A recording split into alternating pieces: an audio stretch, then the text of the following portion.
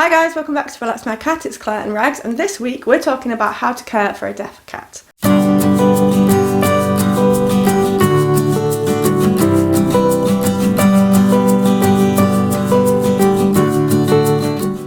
Now before we start, I want you guys to let me know in the comment section below if you've ever had a cat that's deaf or blind, or a cat who's had any special needs.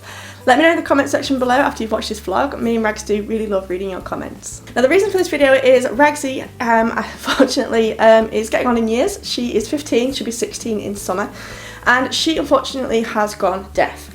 We suspected a few weeks ago, maybe a month or so ago, that she may be losing her hearing, and then she went to the vets to get a checkup, and they pretty much said, yeah, she's gone deaf, which is perfectly fine. She's perfectly happy and she doesn't really go outside, so I'm not worried at all really.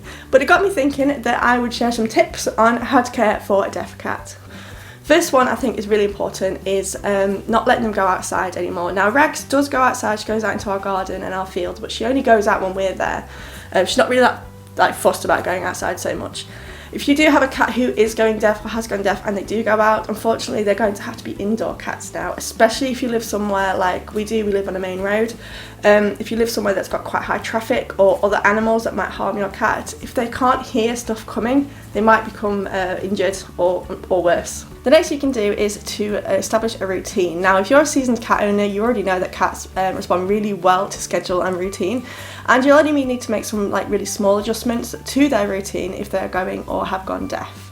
If you already have reliable and established meal times, then just make sure that you are sticking with them so your cat knows by time of day that they're going to be fed. Rags has 5 small meals in the day and they are at very strict times.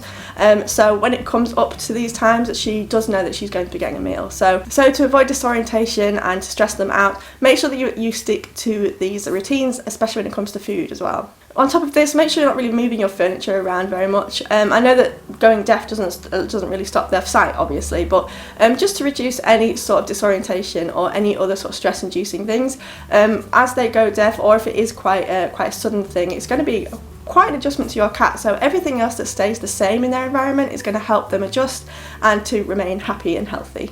The next is to avoid frightening them. Now obviously you don't want to stress your cat out, they can't hear you coming, so it's a good idea if you're going to be approaching your cat for petting them, for grooming them, picking them up or feeding them, to give them a lot of visual cues so they know that you are coming. And obviously a hearing cat can hear you coming, but a deaf one can't, so make sure when you are approaching your cat either to pet them, pick them up, groom them, feed them, whatever, that you use a lot of visual cues.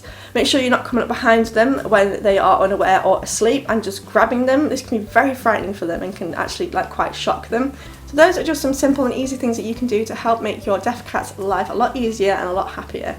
Now, like I said in the beginning of the video, let us know if you have ever had a special needs cat, so a deaf cat, blind cat, or a cat with any other special needs. Leave them in the comment section below. Rexy and I do love reading your comments. If you did enjoy the video, guys, please give us a big thumbs up. It helps the channel out loads and we really, really appreciate it. If you haven't subscribed to the channel already and you're new here, all you need to do is hit the button in the middle of the screen there. And while you're at it, head on over to our vlog from last week, which is just on the other side of the screen, and give that a bit of love as well. Thanks again for watching, guys, and Ragsy and I will see you in our next video. Bye!